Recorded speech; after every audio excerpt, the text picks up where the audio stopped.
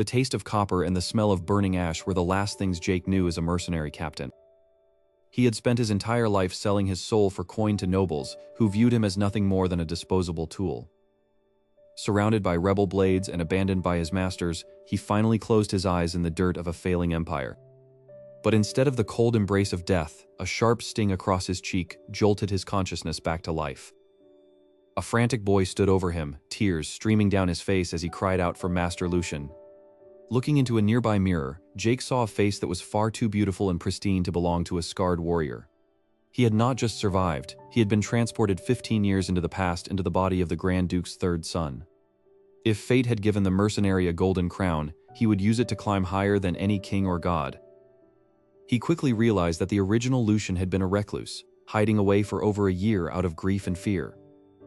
This weakness had invited vultures into his annex, with his own brothers planting spies to watch him rot. Lucian donned his most lavish robes, feeling the weight of the silver and silk against his new scrawny frame. Stepping into the grand halls of the Valdec estate, he was greeted by the hushed whispers of surprised servants. He felt like he was walking into enemy territory, every gaze hiding a secret agenda or a debt of mockery.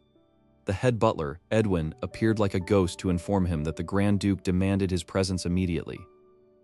Lucian knew this meeting would decide whether he was sent to a monastery or allowed to remain in the family. Inside, Grand Duke Sigmund sat behind a desk that looked like a throne, his aura heavy enough to crush a normal man. "Why are you still alive?" the Duke asked, his voice like the grinding of tectonic plates. Lucian didn't flinch, drawing upon his years of facing down angry mercenary employers to keep his nerves steady. Instead of making excuses, he apologized for tarnishing the Valdec name and promised to become a sword worthy of the family. The Duke noticed the change in his son's eyes, a fire that had replaced the dull vacancy of a spoiled child. "Diligence is a heavy burden for one as weak as you," Sigmund noted, testing the boy's resolve. Lucian replied that he would start by fixing his broken body and learning the ways of the sword from the ground up. For the first time, a faint, dangerous smirk touched the Grand Duke's lips as he dismissed his son. Outside the room, Lucian took a deep breath, knowing he had just escaped a death sentence by sheer audacity. Now, he needed resources, and the first thing he required was the funding his father had frozen during his seclusion. To his shock, carriages soon arrived at his annex, unloading chests overflowing with gold and precious jewels. He marveled at the lifestyle of the high nobility, where a single month's allowance exceeded a mercenary's lifetime earnings. But gold was just a tool. He needed a miracle herb that was currently undervalued in this timeline, the Moonlight Herb. For 3 days, he locked himself away, turning his noble suite into a makeshift alchemy lab filled with strange vapors. His servant Hans guarded the door, terrified that his master had finally lost his mind in the clouds of herb smoke. Finally, a single vial of glowing, golden liquid sat on the table, the prototype nectar elixir. Without hesitation, he downed the contents, feeling a surge of heat that threatened to tear his body apart. His blocked mana paths were forcibly widened, a process that felt like liquid fire coursing through his veins. As the pain receded, he felt a lightness he had never known, his senses sharpening to a supernatural degree. He stepped out of his room, his gaze so sharp that Hans stumbled back in instinctive fear. To test his new strength, he headed toward the training grounds, where the knights usually gathered to sneer at him. A mustache-twirling knight named Hendrik stepped forward, ready to mock the useless noble for even showing his face. Lucian didn't reach for a sword, instead using a razor-sharp verbal assault to trap the knight in his own lies. He accused the knight of incompetence and ignorance, turning the surrounding soldiers against their own commander. The commotion drew out his second brother, Jordi, who looked at Lucian with a hatred that could kill. Jordi warned him that acting like a man didn't change the fact that he was a coward born to crawl. Lucian simply smiled, thanking his brother for the guidance while subtly marking him as his next target. The first battle of the Valdec Duchy hadn't been fought with swords but with words, and Lucian had already won. As he returned to his annex, he knew the real game was only just beginning. Lucian walked through the grand corridors of the Valdec estate, his mind racing with the memories of his past life as Jake. He noted how the servants whispered behind their hands, their eyes filled with a mixture of curiosity and mockery. The head butler, Edwin, appeared at the end of the hall, his presence as imposing as a stone wall. With a stiff bow, Edwin informed him that the Grand Duke requested an immediate audience in his private study. Lucian felt the weight of the moment, knowing this meeting would determine whether he would be embraced or discarded. The doors creaked open to reveal Grand Duke Sigmund Valdec, a man whose very aura felt like a crushing physical weight. Without a word of greeting, the Duke asked Lucian why he was still alive after his pathetic attempt at self-harm. Lucian did not flinch, drawing upon the discipline of a veteran commander to keep his hands from trembling. He realized that the original Lucian had ingested the pills out of a desperate, tragic cry for attention. He began by offering a sincere apology for the shame he had brought upon the Valdec name. But then, he shifted his tone, urging the Duke to rejoice that his son had survived the brink of death. He declared that he intended to leave the past behind and live diligently for a bright and powerful future. He implored the man before him, not just as a Grand Duke but as a father, to offer a word of encouragement. Edwin stood in the shadows, his eyes wide with shock at the young master's newfound eloquence.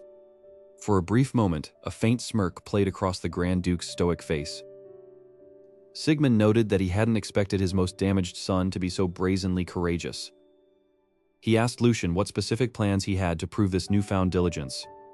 Lucian answered that his first priority was to repair his broken body and eventually master the sword. The Grand Duke gestured to Edwin, authorizing him to provide Lucian with a helping hand to get started. Later that day, several heavy carriages arrived at Lucian's annex, unloading massive wooden chests. When the chests were opened, they revealed a sea of gold coins and precious jewels, an immense monthly allowance. Lucian realized that this was more than enough to fund the revolutionary projects he had planned. Meanwhile, Sigmund walked through his garden, remembering the late Grand Duchess who had cherished the same flowers. He admitted to Edwin that Lucian's brave stance reminded him of his late wife for the first time. However, Edwin brought up a concerning report. The second son, Geordie, was already moving to sabotage Lucian. Sigmund decided not to intervene, wanting to see if Lucian had the strength to handle his own enemies. Back in his room, Lucian began a secretive 3-day process, locking himself away from everyone. He utilized rare moonlight herbs, wasting his entire allowance on ingredients others deemed useless. He worked tirelessly, brewing and refining a legendary elixir known as nectar that would soon shake the empire. On the 3rd day, a single vial of shimmering, translucent liquid sat on the table. Without hesitation, Lucian downed the elixir, feeling a sudden surge of heat erupt within his chest. He collapsed to his knees as his mana pathways were forcibly widened, the sensation like molten lead in his veins. Hours later, he emerged from his room, his eyes sharper and his skin radiating a healthy glow. Hans, his loyal servant, was waiting outside, nearly in tears at the sight of his master's recovery. Lucian leaned in and whispered to Hans, telling him to invest his savings into the moonlight herb market immediately. Feeling a new sense of power, he decided it was time to finally visit the estate's training grounds. Hans warned him that the last time he went there, his brother Geordie had humiliated him in front of the knights. Lucian reassured him that the child who was afraid no longer existed. Upon reaching the grounds, a mustached knight named Hendrik immediately began mocking his presence. As Lucian prepared to retort, a dark shadow loomed over the entrance. Geordie Valdec had arrived. Geordie's presence filled the room like a suffocating shroud of cold intent. Lucian did not flinch, his mercenary instincts keeping his heartbeat steady despite the intimidation. With a sharp word, Lucian managed to deflect his brother's scrutiny and retreated to the safety of his private laboratory. He knew that rhetoric alone wouldn't save him from the predators circling the Valdec name. His current body was a cage of brittle bones and sluggish mana circuits.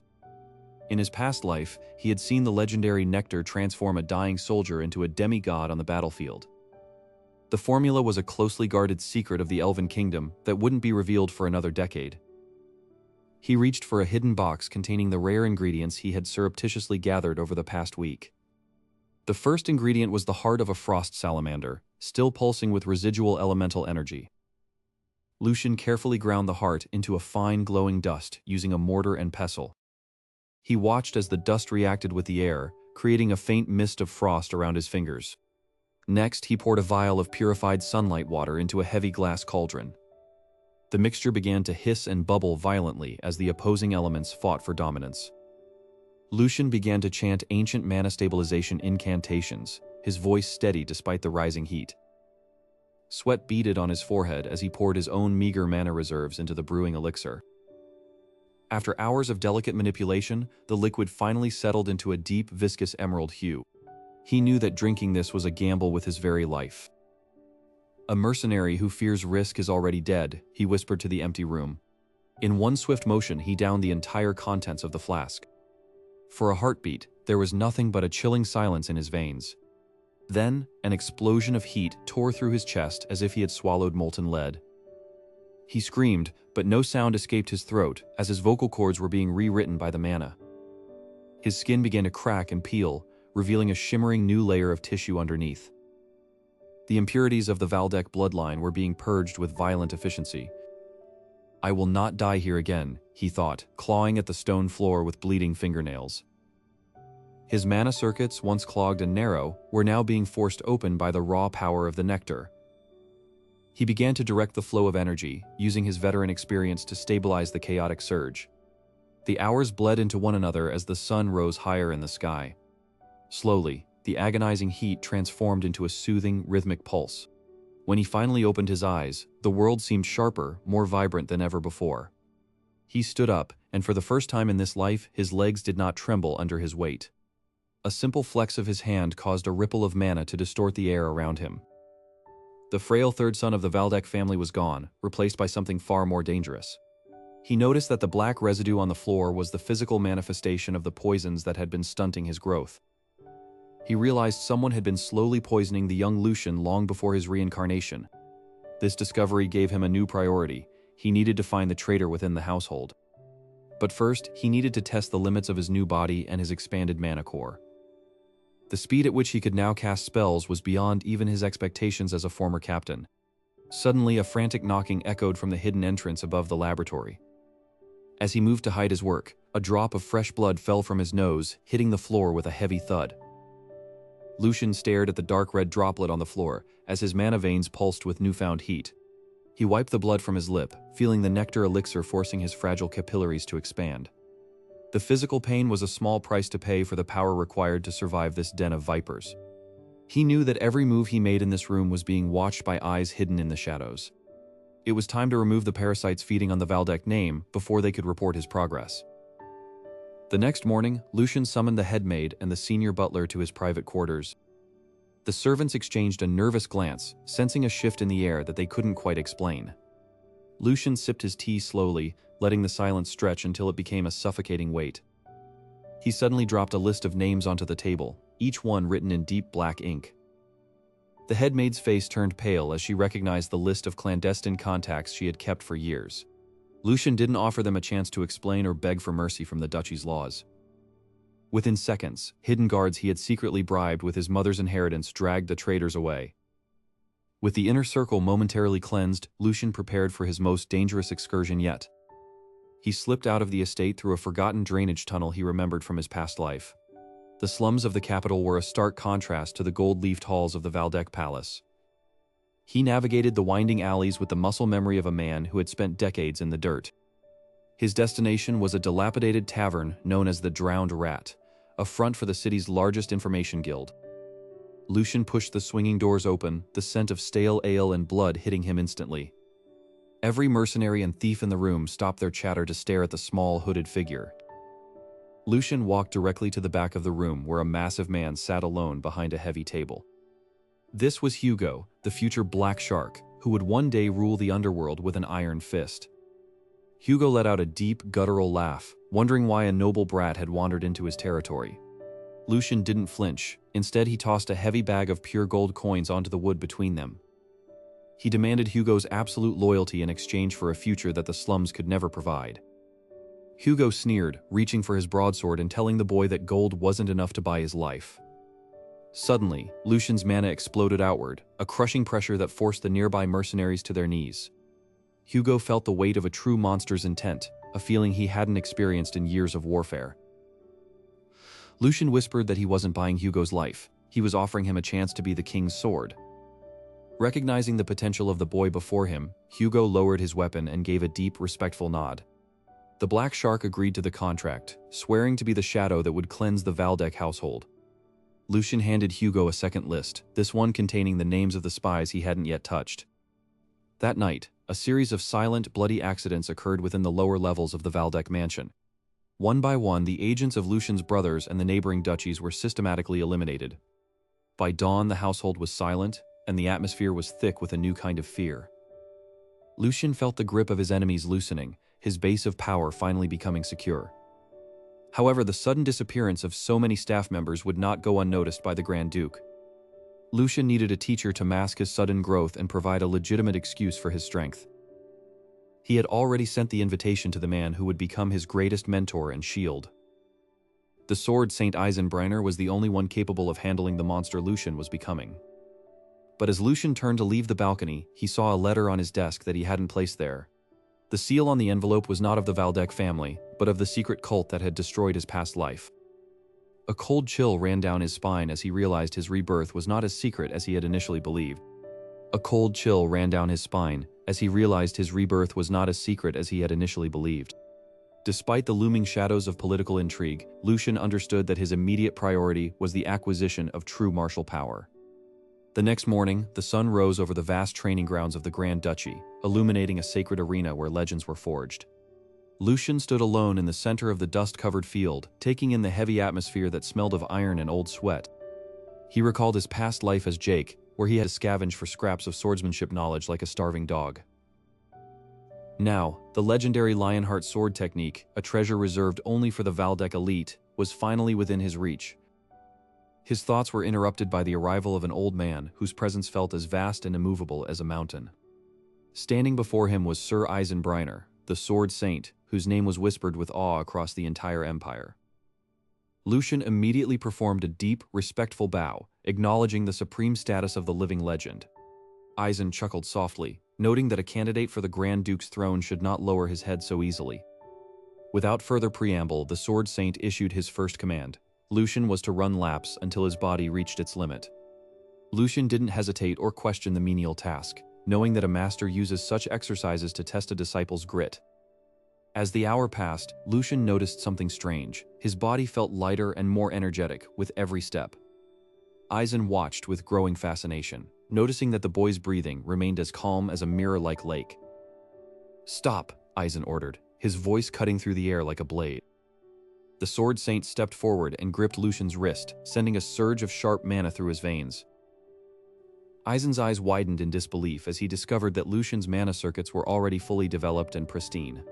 He realized the boy possessed a heaven-sent vessel, a physical form perfectly optimized for mana efficiency beyond all logic. Eisen asked how long he had been practicing, only to be stunned when Lucian admitted it had only been a month. The sword saint then made a radical proposal. Lucian should abandon his noble title to become the next sword saint. Lucian declined the offer, explaining that his duty to the Valdec name was essential for the coming era of chaos. Though disappointed, Eisen respected the boy's resolve and decided to shift the focus to practical combat. He placed a thick wooden dummy in front of Lucian and handed him a practice sword. Lucian unleashed a series of strikes, his movements fast and precise, ending with a mana-infused blow. To his surprise, Eisen laughed and called his performance utterly pathetic. The master pointed out that Lucian swung like a desperate mercenary, focusing only on raw power while ignoring flow. To demonstrate, Eisen moved with a speed that defied the laws of physics, shattering the dummy into splinters with a single flick. For the next several days, the training became a cycle of brutal sparring and constant correction. Finally, Lucian managed to successfully parry a mana-charged strike, feeling the perfect harmony of mind and blade. As the session ended, the surrounding servants stared in horror at the demolished state of the training grounds. The peace was shattered by the arrival of Joshua Valdec, the fourth son, who strode in with a mocking sneer. Joshua claimed he had come to help his elder brother by acting as a sparring partner using real steel. Lucian saw through the transparent trap but smiled, eager to test his new skills on a real target. Eisen gave his blessing for the duel, warning both brothers that he would intervene if things became lethal. The two brothers faced each other, the air between them thick with sibling rivalry and murderous intent. Joshua mocked Lucian's lack of experience, suggesting they switch back to wooden swords to avoid accidents. Lucian replied by calling him youngest, a title that visibly made Joshua's face contort with rage. Joshua lunged forward with a scream, his blade moving in a frantic, undisciplined flurry of strikes. Applying Eisen's teachings, Lucian infused his legs with mana and vanished from Joshua's line of sight in a burst of speed. He reappeared directly above his brother, his sword descending like a judgment from the heavens. As the blades were about to collide, Lucian whispered a warning that chilled Joshua to the bone. Just then, a frantic messenger burst onto the training grounds, screaming that the Grand Duke's eldest son had returned with an army. The duel was frozen in a moment of pure tension as the weight of a new, greater threat descended upon the house. Lucian realized that the political storm he had been anticipating was arriving much sooner than the history books had promised. Far off in the horizon, the silhouette of a massive war banner appeared, bearing the symbol of a blood-red lion. The blood-red lion banner of Joshua Valdek fluttered violently as his personal carriage entered the training grounds. Joshua stepped out of the carriage with a sneer, his hand resting dismissively on the hilt of a gold-encrusted rapier. Lucian stood calmly in the center of the arena, his silver hair catching the light like a halo of cold steel. Joshua laughed loudly, claiming that a weakling who spent years in bed had no right to hold a practiced sword. Sword Saint Eisenbrenner stepped forward, his presence alone silencing the murmurs of the gathering knights. Eisen announced that the duel would continue until one party surrendered or was disarmed. Joshua drew his rapier, the thin blade whistling through the air with murderous intent. Lucian merely raised a standard wooden training sword, holding it in a basic mercenary stance. With a roar, Joshua lunged forward, his rapier becoming a blur of silver light aimed at Lucian's throat. Lucian tilted his head by a mere inch, letting the lethal blade pass harmlessly through the air. The knights watching from the balconies gasped at the precision of the young master's evasion. Joshua spun around and unleashed a flurry of strikes, each one faster than the last. Lucian parried every blow with the wooden sword, the clacking of wood against steel echoing like a rhythmic drum. Lucian whispered that Joshua's movements were as predictable as a child's tantrum. Joshua channeled his blue mana into his sword, causing the rapier to glow with a dangerous, unstable aura. Eisen narrowed his eyes, recognizing that Joshua was attempting a high-level Valdek family technique. Lucian finally decided to end the farce, tightening his grip on the wooden hilt until it creaked. A golden aura suddenly erupted from Lucian, far denser and purer than any mana seen in the duchy for decades. Joshua hesitated for a split second, overwhelmed by the sheer pressure emanating from his younger brother. In a flash of gold, Lucian moved across the arena, appearing instantly in Joshua's blind spot. The wooden sword struck Joshua's wrist with the force of a falling mountain, shattering his grip. Joshua screamed as his rapier spun through the air before embedding itself deep into the stone wall. Lucian didn't stop there, placing the tip of his wooden sword against Joshua's chest. He told Joshua that if this were a real battlefield, his head would already be rolling in the dirt. The silence that followed was deafening, as the knights struggled to process the total defeat of the second son. Eisenbrenner walked into the center of the ring, a rare, genuine smile touching his lips. The Sword Saint declared Lucian Valdek the undisputed winner of the duel. Joshua scrambled away, his pride completely demolished in front of the entire household. The knights suddenly dropped to one knee, offering their swords in a salute to the true genius of Valdek. Lucian looked up at the Grand Duke's balcony, seeing his father watching with a look of profound realization. Grand Duke Sigmund nodded once, acknowledging Lucian as the rightful primary successor of the family line. The weight of his previous life's failures finally seemed to lift from Lucian's shoulders. He had successfully rewritten his destiny and secured the power needed to face the coming wars. Hugo appeared from the shadows, bowing deeply as he presented the official seals of the duchy's internal guard. With his family internal affairs settled, Lucian turned his gaze toward the broader horizon of the kingdom. He knew that the knowledge of the future was his greatest weapon, but his own strength would be his shield. No longer the meat-shield mercenary, he was now the master of his own fate and the savior of his house. A new era for the Valdek Grand Duchy had begun under the guidance of the silver-haired genius. The legacy of the mercenary captain died that day, replaced by the legend of Lucian Valdek. As the sun set on the arena, Lucian finally felt at home in this world, ready to conquer whatever challenges remained.